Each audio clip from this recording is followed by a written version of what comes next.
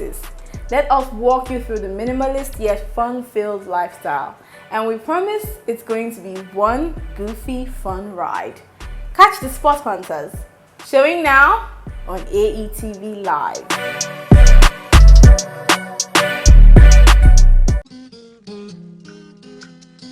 Benin City, an ancient city which has managed to stand the test of time. A monumental representation of the power of unity, self-awareness, and cultural preservation. A city molded with the clay of tradition and spiced with the seasoning of arts, myths, and great stories. The red sand reminds us of simpler times when we were surrounded by greens and raucous laughter was heard from a distance on the way to the stream.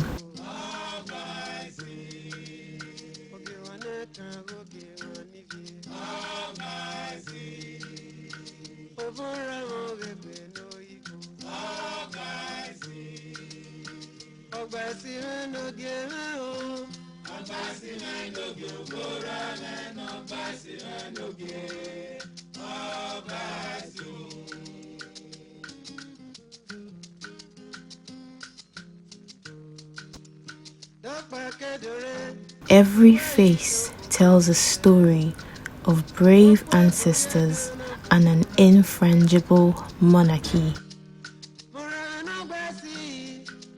It stands tall as a symbol of solidarity and reasserts itself as an evolving civilization. Benin City is rich in cultural heritage and one grossly submerged in history. Its people are unmistakably unique, forever standing out, never lost in a crowd.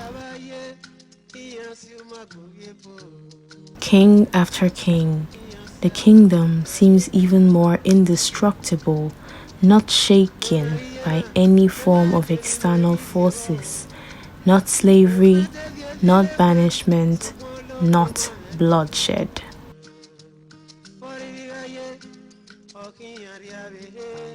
Ancient Benin inhabitants were majorly farmers and craftsmen.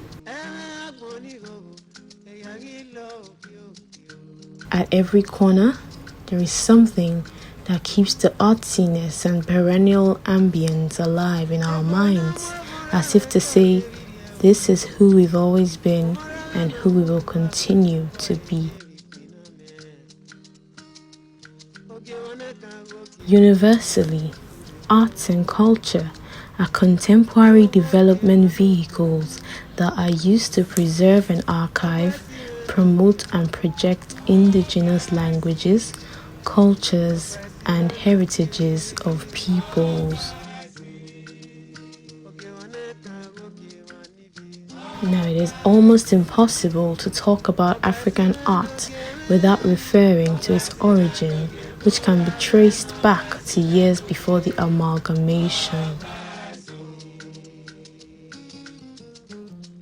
IGUN Street, located in the ancient city of Benin, is probably one of the wonders of this kingdom, as it has managed to remain the center for Benin arts and craftsmanship for decades.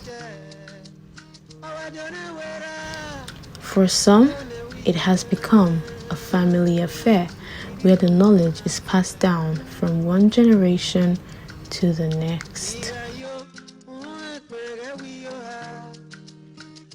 Every piece of art tells a story of a dedicated and skillful craftsman paying so much attention in order to craft to perfection.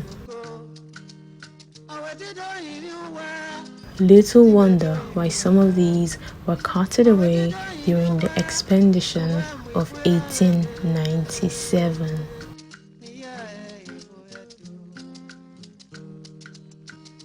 The Spot Hunters have taken you to IGUN Street today so you could see what it's like to be inside the life of a craftsman in IGUN Street.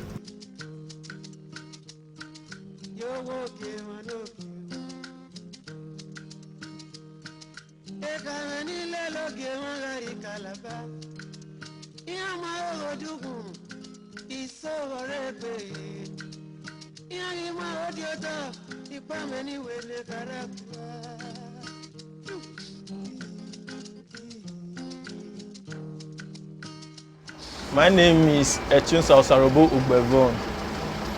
I'm from IGUN village. This is my village. I learned this work from my dad.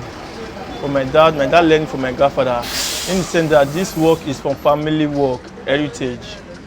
Like if I give birth tomorrow now, I will teach one of my son or daughter about this work so that they will have a tip of this work.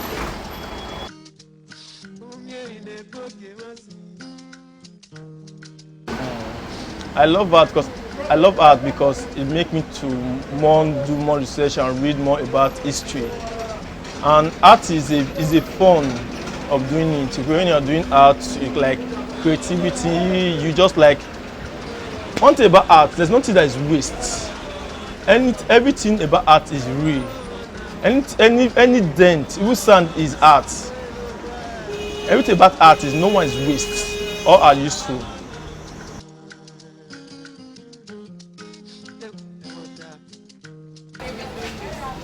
I've been doing this right from childhood, right from the day I was giving birth to. Because one thing about art, when you are giving birth to, blood is already inside you. You always like to, there'll be something that will motivate you to do it. I started when I was 3 years old. That's when I started following my dad to be working. I started doing it right from 3 years old till now. Even when I went to university, I still have the love, I still have the passion for the art.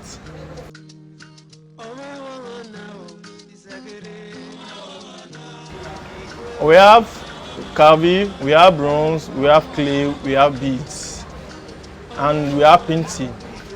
Carving is made up of wood, while the paint is made up of colors, while we have different beads, we have stone beads, we have a lot of type of beads, we have bones, we have wooden beads, a lot of beads, and we still have terracotta. Terracotta is made up of clay, and bronze. Bronze is made up of bronze is the most difficult one, but interesting one. That's bronze for us because I love bronze mostly. Why I love bronze? Because I love what is difficult. What gives me more to crack my brain and do about. That's why I love bronze, because bronze is not just a work you can just do for 1 day or 2 days or 3 days. It's just you take your time and work on bronze. That's why I like bronze, because when you're working on it, at least you take a breath. Leave it, maybe just do a little, leave it and just go away. Maybe you just come tomorrow before you start your work. And paint is still like that too, but bronze is more difficult than painting. Carving is crackable, but I prefer bronze. Because why I prefer bronze? Because the presentation of bronze is even more than unique and lovely. And bronze is very expensive. I will tell you the truth. Bronze is very expensive than carving. At least most people purchase bronze and fiber, but bronze is very expensive. The people don't usually purchase bronze, but if they purchase bronze, those are in love with bronze, in love with art. At least they purchase it. They know what they have. They know the value of it. The different type of wood carving are: we have ebony, we have teak, and we have. There are TV type, mostly TV type, but the one I can remember now, the one I mostly use is ebony. But we have teak. I don't usually use teak. I use ebony. They see cola wood, ebe wood. But the one that I mostly use myself, I use ebony. That's all my work. I use ebony. It's only traditional stuff. That's why I use cola wood to do. That's just the that's one of type of wood, and the one I use mostly. There are a lot. But the one I like using mostly. That's what I just. But there are a lot of people that use teak. A lot of people that use there are different type of food. A lot of people use.